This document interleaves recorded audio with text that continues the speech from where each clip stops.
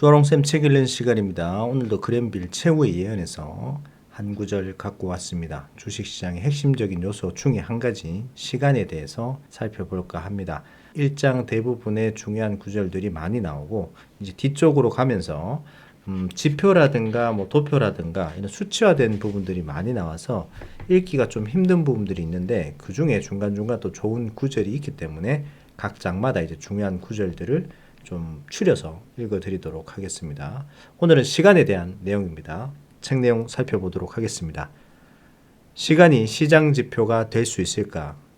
시간이라는 4차원 요인은 아주 훌륭한 진짜 지표이다. 시장 게임을 하느라 매일매일 흥분 속에 사로잡혀 있을 때 사람들은 시장 시기에 대한 생각을 잊고 지내기 쉽다. 그러나 모든 게임은 시간 제한이 있는 법인데 시간이 다 되면 게임은 무조건 끝이 난다. 축구 코치는 쉴 새 없이 시계를 보고 있으며 야구 선수는 지금 몇 회가 진행되고 있는지를 잘 안다. 그러나 주식시장에서는 시계를 보지 않고 시장 상황만 지켜보는 경향이 있다.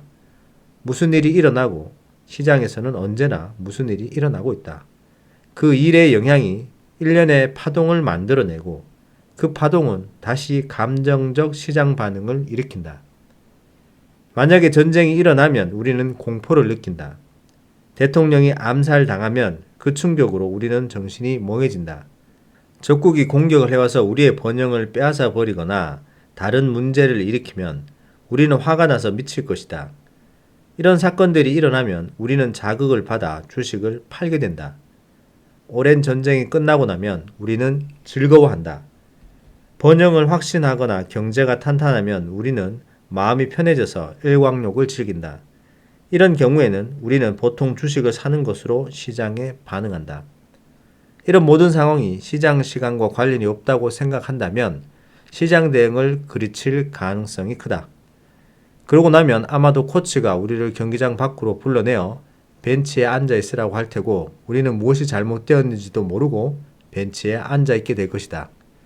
1950년 한국 전쟁이 발발했을 때 주식을 팔았다면 그건 틀린 행동이었다. 왜냐하면 시장 시계는 강세 시장이 아직 많이 남아 있었다고 말하고 있었기 때문이다. 아이젠하워 대통령이 1955년 심장마비를 일으켰을 때 주식을 팔았다면 그것 또한 잘못된 행동이었다. 왜냐하면 시장은 아직도 상승할 시간이 많이 남아 있다고 시장 시계가 말하고 있었기 때문이다. 조지 험프리 재무장관이 1957년 간담이 서늘해지는 불경기가 있을 것이다 라고 경고했을 때 주식을 팔았다면 그것 또한 잘못된 행동이었다. 왜냐하면 시장 시계는 이때 약세 시장이 끝났다는 것을 말하고 있었기 때문이다. 1959년 말에 시작되어 장기적으로 끌던 전국 철강 파업이 1960년 1월에 끝났다는 뉴스를 듣고 주식을 샀다면 그건 잘못된 행동이었다. 왜냐하면 약세 시장이 공격권을 갖고 경기를 계속할 시간이 아직 남아있다는 것을 시장 시계는 알려주고 있었기 때문이다. 케네디 대통령이 암살되었다는 뉴스를 듣고 주식을 팔았다면 그건 잘못된 행동이었다. 1962년에는 강세 시장이 공격권을 갖고 경기를 계속할 시간이 남아있다는 것을 시장 시계는 말하고 있었다. 1967년 6월 중동 전쟁이 일어났을 때 주식을 팔았다면 그것 또한 잘못된 행동이었다. 강세 시장이 1966년에 시작되어 아직 시장 시간이 많이 남아 있었기 때문이다. 1972년에 경제가 좋고 종전 협상으로 미국이 베트남에서 철수하고 있었다는 것으로 보고 1972년에 주식을 샀다면 잘못된 행동이었다. 왜냐하면 그때는 1970년부터 강세 시장 게임이 진행되어 1972년의 그때는 거의 끝나가고 있다는 것을 시장 시계가 가리키고 있었다. 1973년 말에 중동 전쟁에서 고무되어 주식을 샀다면 잘못된 행동이었다. 왜냐하면 1973년 1월에 약세 시장이 시작되어 그때는 약세 시장 초기였다. 그래서 사건은 항상 시간에 부차적이라는 것을 우리는 배우게 된다. 주식 시장에서는 시간에 따라 반응도 다르게 나타나기 때문에 사건에서 배울 것은 없다. 강세 시장 초기에는 전쟁도 강세 요인이다. 약세 시장 초기에는 평화도 약세 요인이다. 약세 시장 초기에는 전쟁도 약세 요인이다. 약세 시장 초기에는 번영도 약세 요인이다. 불경기는 약세 시장 말기나 강세 시장 초기에는 강세 요인이 된다. 1942년에서 1946년까지는 대단한 강세 시장이었다. 그때 미국은 독일, 이탈리아, 일본과 전쟁 중이었다. 1961년에서 1973년까지 미국은 베트남 전쟁에 개입했다. 그러나 그 기간 중에 시장은 세 개의 강세 주기와 약세 주기를 형성했다. 전쟁이 끝나면서 시장은 꼭지를 쳤다. 이런 사례는 장기간의 달러 위기나 인플레이션 등의 사건으로 이루어질 수 있다. 이런 예들을 볼 때 시장 외부적 사건과 독립되어 시장은 게임을 해왔다는 것을 알 수 있다.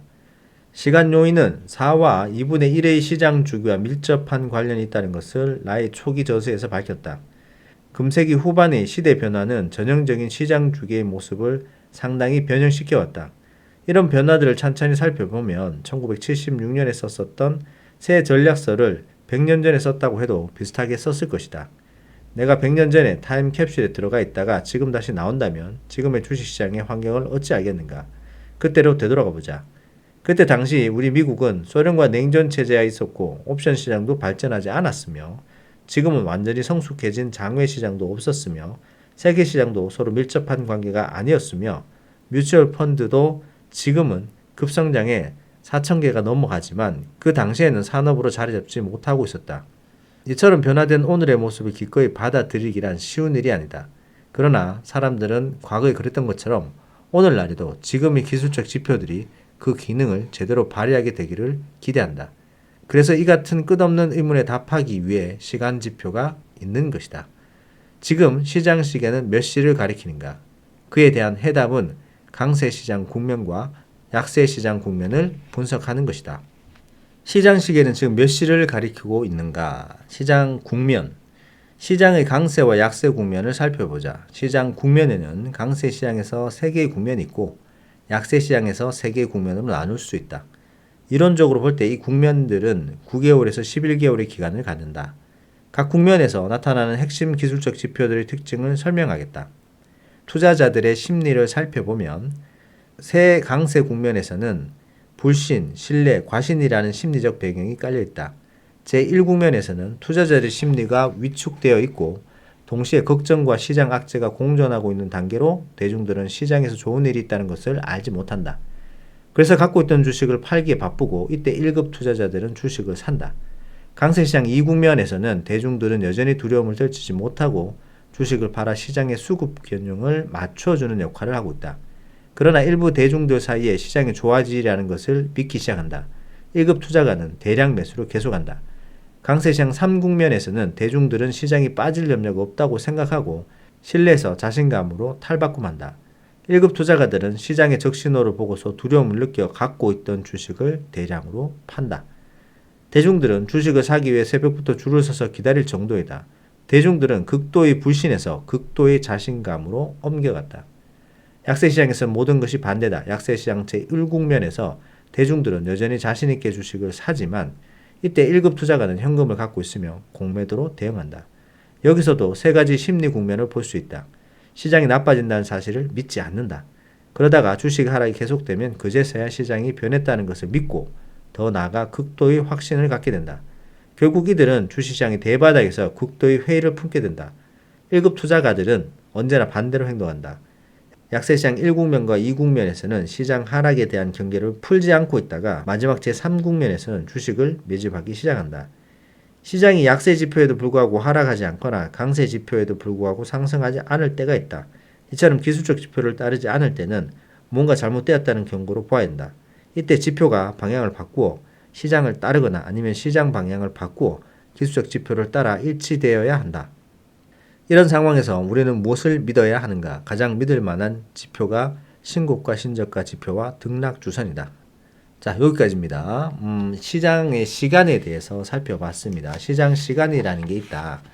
이 시장 시간이라는 것이 있다라는 것을 간단하게 한마디로 말씀을 드리면 특정 기간이 있다라는 거죠. 그래서 상승하는데도 일정 기간 상승하게 되면 하락으로 반전이 되고 하락도 일정 시간이 지나고 나면 다시 상승으로 반전되는 무한정 크고 무한정 하락하는 그런 종목과 시장은 없다라고 이해를 하시면 될 것 같습니다. 뒤에서 강세시장 3국면과 약세시장 3국면에 대해서 간단하게 또 시장 시간과 연계되어서 살펴봤는데 대중들이 불신에서 신뢰로 가고 그 다음에 과신으로 가는 그 세 가지 형태가 계속해서 강세시장, 약세시장에서 반복된다고 보시면 됩니다. 그것들과 반대로 행동을 할 때 시장에서 수익을 얻으면서 꾸준히 작은 승리를 계속할 수 있다라고 생각하시면 되겠네요. 자, 오늘은 여기까지 하도록 하겠습니다. 책 내용 도움되셨다면 구독, 좋아요 부탁드립니다. 감사합니다.